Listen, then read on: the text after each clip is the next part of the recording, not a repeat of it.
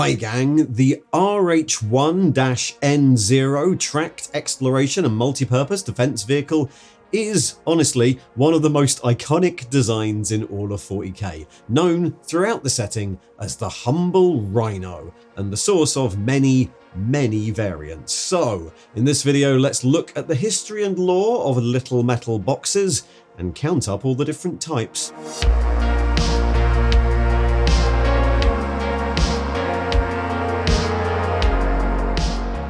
Do you lament bad ab? Well, check out the merch store below for a link to this amazing t-shirt.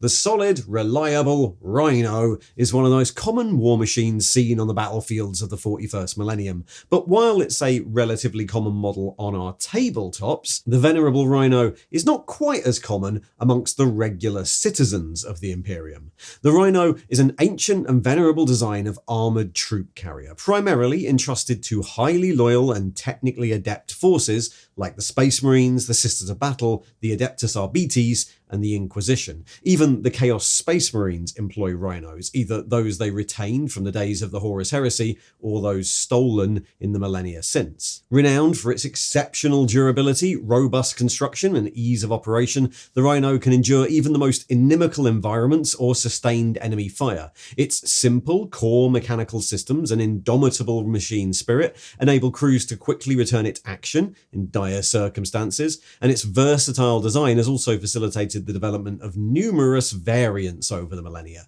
each serving distinct tactical roles. But despite this status as a most holy and revered imperial vehicle, its story actually begins many millennia earlier, during the human colonization of the galaxy. The Rhino armoured personnel carrier has been a mainstay of human military forces since the earliest days. Its origins can be traced back to the distant era of mankind's initial colonization of the stars, when it was created as a standard template construct vehicle. Initially named the RH1-N0 Tracked Exploration and Multi-Purpose Defense Vehicle, the Rhino was conceived for the exploration of newly colonized worlds. From its first field test on Mars, it was proven a success, owing to its extreme dependability, ability to run on virtually any semi-combustible fuel source, and its simple design, which allowed construction from any locally available materials. The standard template construct system, developed through the dark age of technology, facilitated this ubiquity. STC systems consisted of a number of different data repositories, from plans to blueprints to, in some cases, highly advanced constructor machines, and all of this could be used to analyze the unique resources on a world and then manufacture tried and tested designs from whatever materials were available. Many of the most enduring technological artifacts in the Imperium of 40k can trace their origins to an STC system, and rediscoveries of ancient STCs are highly prized as religious artifacts. But back when they were invented, they were just tools, ways in which a new colony could establish a reliable technological base without the need for centuries of development. That's what the Rhino was originally for, so that colonists could explore these new worlds they'd landed on, but the immense military value of the Rhino was quickly recognized. Soon, planets throughout the burgeoning human empires began producing their own customized versions, often fitted with a variety of weapon systems. The ancient Liber Armorum records the Rhino's earliest combat deployment at Torben's world, where 300 Rhino units were deployed against the indigenous alien population of a large city. The swiftness of their assault meant that the Xenos were unprepared. The Rhinos unleashed overwhelming firepower before disembarking nearly 3,000 warriors, all of which led to the city's destruction and the seamless continuation of colonization. That decisive victory then prompted widespread adoption of the Rhino across other planets and other colonies, and soon the Rhino and its variants became the standard armoured vehicle of human societies. However, during the devastating Age of Strife, when warp storms fractured the various human stellar empires, the STC plans were lost, and this loss temporarily halted Rhino production. Along with the rise of the Mechanicum on Mars, who saw technology as a religion, this caused many existing units to become seen as holy relics, some thousands of years old at that point. The Mechanicum would eventually rediscover the STC printouts, hard copy blueprints, and construction information that allowed Rhino production to resume, and this would occur at a similar time to the rise of the Emperor on Terra, and the Rhino eventually became a common armoured vehicle again, this time for the new Imperium, particularly amongst the more technologically adept forces of the Legiones Astartes, the Space Marine legions. Crusade patterns of Rhino were produced in vast numbers by the legions for the 200 years or so of the Great Crusade, and they were utilised on every conceivable battlefield. And when the Crusade eventually devolved into the Wars of the Horus Heresy, the legions who sided with Horus continued their use of them, with many of these Rhinos still active in traitor legions to this day. In the wake of the Horus Heresy, the dwindling Imperial knowledge base and the enduring reliability of the Rhino chassis led to its development being heavily limited to the Space Marines and to a select few other Imperial organisations, and the design is now considered a relic, accorded great respect. Each newly constructed Rhino undergoes purification and blessing rituals, with every component appeased before installation, anointed with oils, and honoured with rituals such as the naming ritual or the ceremony of commissioning, when the builder calls on the spirit of the machine god to invest the vehicle with power. Should a Rhino be lost in battle, efforts are made to salvage or repair it, giving its machine spirit a fair chance for retribution in future. In this way, Rhinos can continue to serve for millennia. The oldest recorded Rhino on record in the 41st millennium is currently Nocturne's Hammer, an 8,000-year-old relic of the Salamanders chapter, now housed in the chapter's reliquary on Prometheus. Every century, the rune of activation is still struck upon the engine block, and should the engine fail to ignite, this is seen as a bad omen for the coming years. The Rhino of the 41st millennium is fundamentally an armoured personnel carrier. Its design incorporates large tracks capable of traversing any terrain, and its armour provides robust, simple protection to its occupants. This basic design, allowing for construction from nearly any material and powered by an array of fuels, has remained largely unchanged throughout its history, the design celebrated for its inherent resiliency. Simple battle damage is often able to be repaired directly on the field, and its reliability is further attributed to the unwavering nature of its machine spirit. Its Dark Age systems are capable of a surprising degree of self-repair in action. A standard Rhino of the Mark II C build has a weight of around 30 tons, it measures 6.6 meters in length, 4.5 in width, and 3.6 meters in height, with a ground clearance of 0.4 meters. And a basic Rhino can achieve a maximum speed of 70 kilometers per hour on-road and 55 off-road. In fact, a key aspect of the Rhino's functionality lies in that unique engine system. The Rhino is powered by 4 Mark II Mars pattern adaptable thermic combustor reactor engines. These engines draw air via fan-assisted intakes and are connected to dynamos that power electric motors and batteries within the vehicle. This significant level of redundancy is a critical design feature. A single disabled engine results in a minimal power reduction, and even if both engines on one side are lost, the remaining 2 can still propel the vehicle, albeit at half speed. Should all 4 be destroyed, residual electrical energy stored in the batteries can sustain a limited amount of operation for a while. The engines even have their own reserve oxygen supply to allow them to function in hard vacuum. For something intended to work as an armoured personnel carrier, that means it's capable of maintaining mobility even after sustaining great damage that would cripple lesser vehicles. Its most common form of armour involves a bonded ceramite layer over a cast plasteel hull, although alternative materials like composite carbon compounds, hardened steel, or even adamantium can also be employed. Metal boxes is often accurate. The Rhino's tracks are usually made from plasteel. The main armour components used in the design are also modular, which allows easy replacement in case of battle damage. Their standard armament has varied over the millennia, but the most common has been either a pair of bolt guns synchronized to fire together as a simple combi bolter, or in recent millennia, a single storm bolter, and additional support weapons, searchlights, and scanners are very common. As primarily a troop carrier, rapid disembarkation is facilitated by 2 side hatches and a rear ramp, while a 4th top hatch allows passengers to fire from the vehicle and serves as an emergency escape. The interiors of Rhinos, however, are much more varied. They're often fitted out based on the needs of their assigned units. Space Marine and Adepta Sororitas Rhinos provide rugged hookups for power armoured warriors to recharge their power packs, while a Rhino assigned to a high-ranking arbiter or inquisitor might be considerably more luxurious, and command and control systems, ammo reserves and supply stocks are quite common. Several distinct patterns of the basic Rhino chassis remain in service within the Imperium, each with its own unique qualities that have maintained its service. The Mark 1B Mars pattern Rhino is the oldest surviving pattern, manufactured in such prodigious numbers during the early Crusade,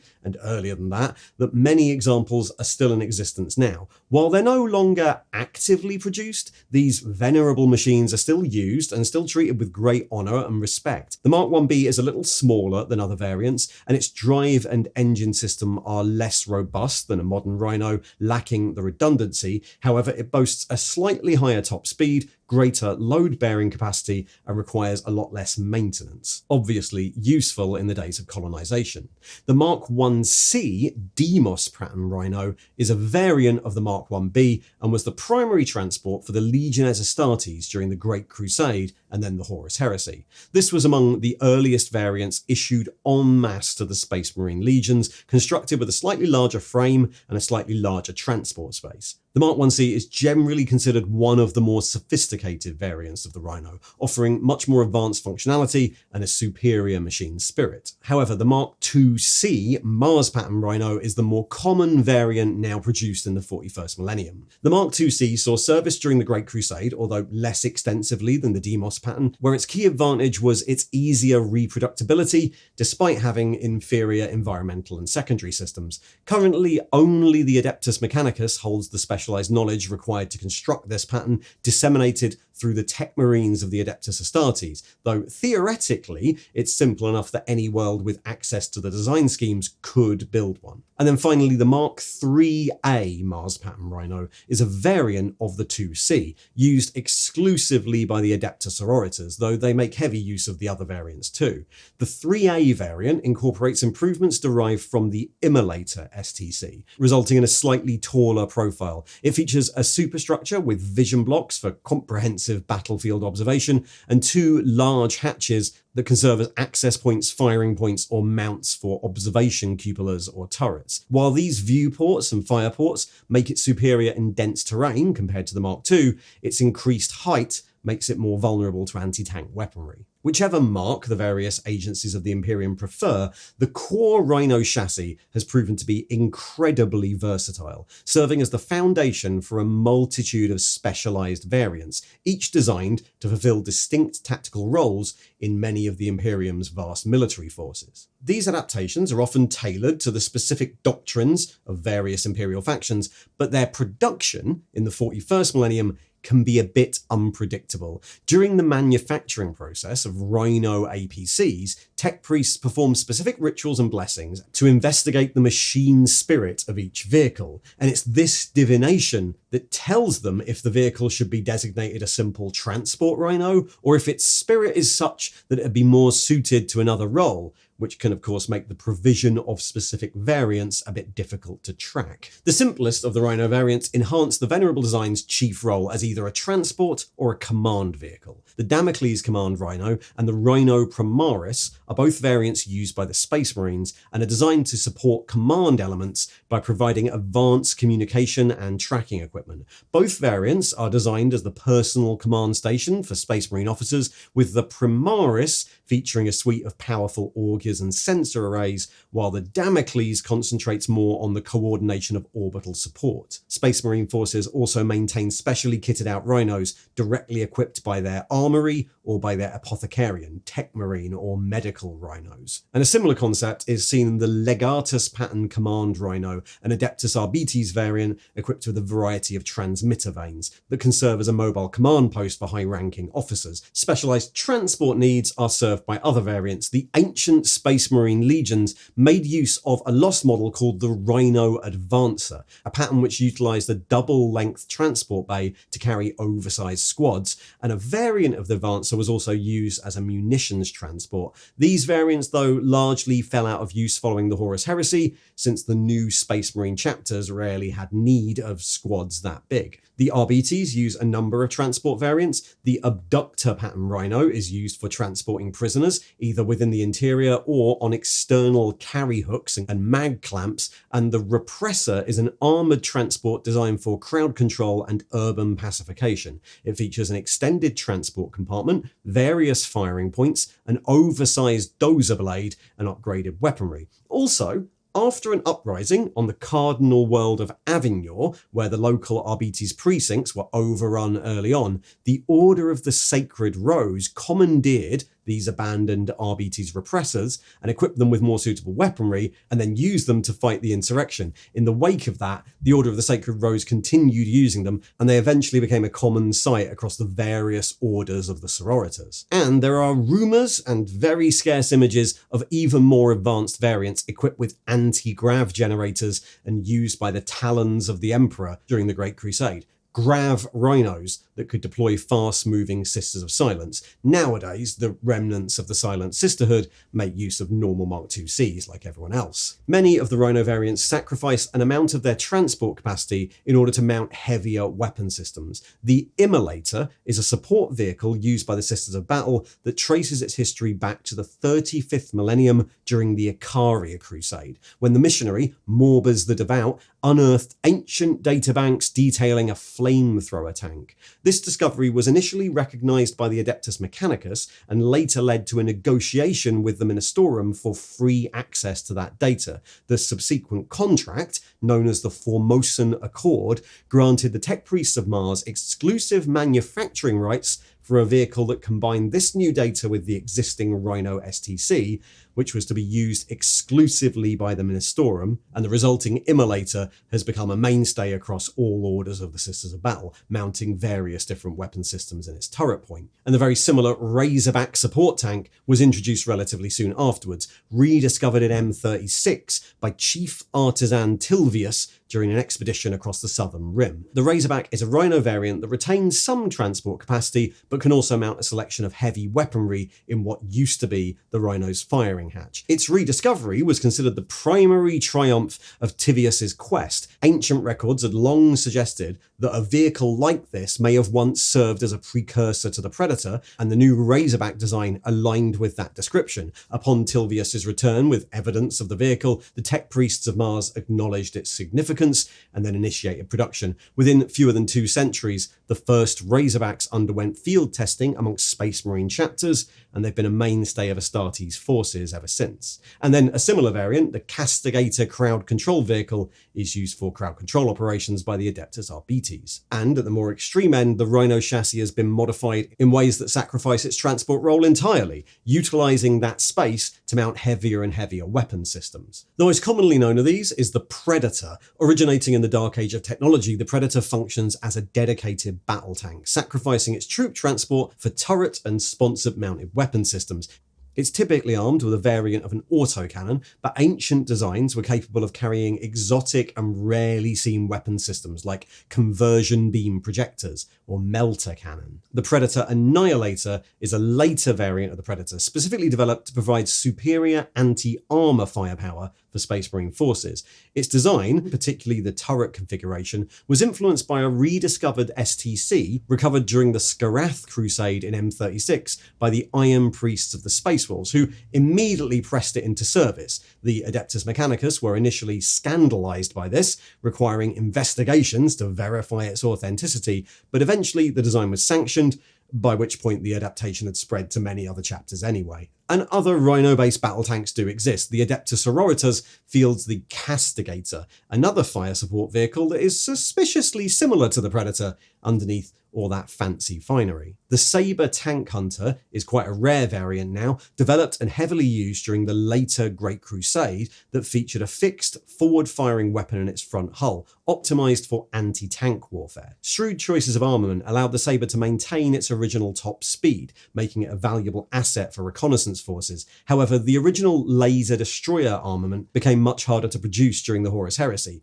leading to many being retrofitted with either Vanquisher cannons or smaller Volkite weapons. The Vindicator is a much heavier variant. It was actually developed at a similar time to the Sabre, but instead of a punchy scout vehicle, it utilizes the Rhino chassis as a short-range siege tank.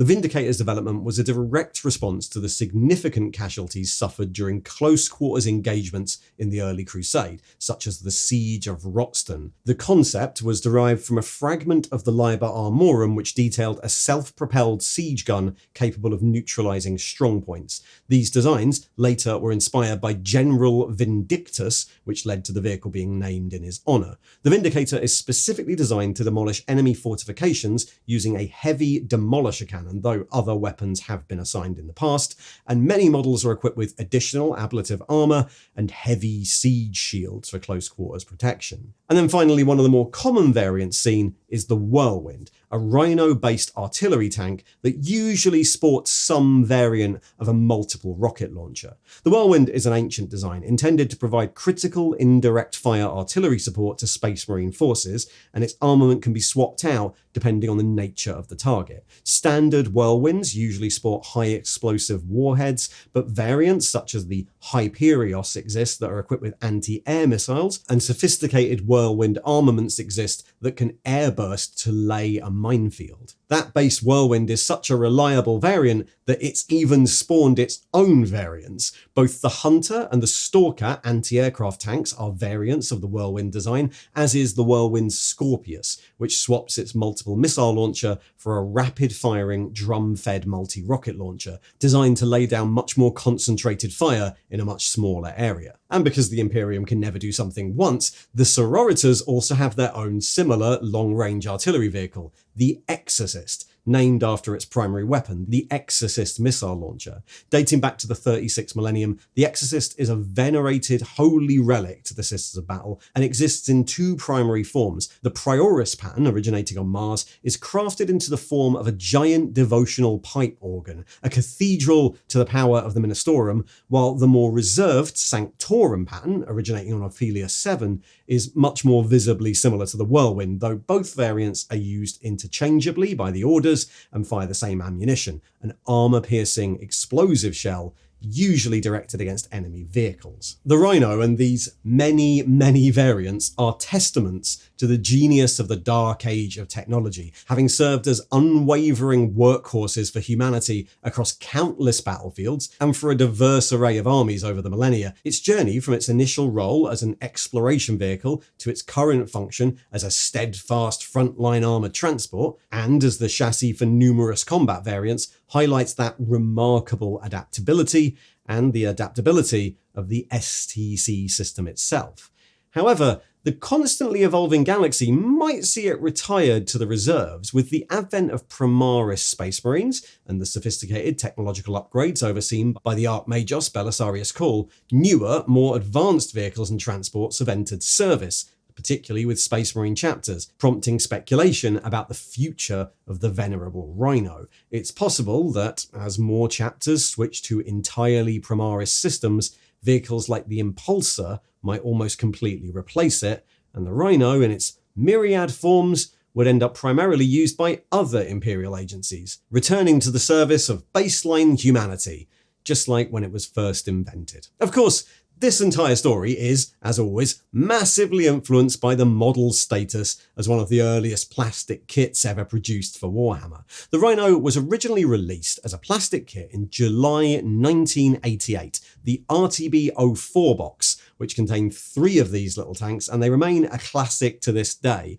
I have loads of these, and I still really enjoy building them. In order to save on sprues, the Rhino is essentially built from 2 identical halves. The hull of this early Rhino is basically the same on the top and on the bottom, you just have different hatches, and the tracks are identical on each side. So Games Workshop only needed to manufacture 1 hull sprue and 1 track sprue, and then put 2 of each in the box to make 1 Rhino. They're great little tanks, and this kit continued to be used throughout the 1990s, along with a plastic Predator upgrade sprue and various White Dwarf articles that suggested new variants, like the Sabre, or this famous Whirlwind conversion made from a bit of Lego. And in the mid-90s, during 40k's second edition, this same kit was upgraded with various metal parts, creating new Predators, Whirlwinds, Vindicators, and introducing the Razorback. But that iconic early design was replaced with a new model, retroactively named the Mark IIC, in 2002, during 3rd edition 40k, and this time the offering was all plastic. And that became the standard mark of Rhino since, with various upgrade parts and sprues to tailor it for either Chaos Forces or Sisters of Battle Forces, or for whatever was needed. However, there was still a lot of nostalgia for the old design,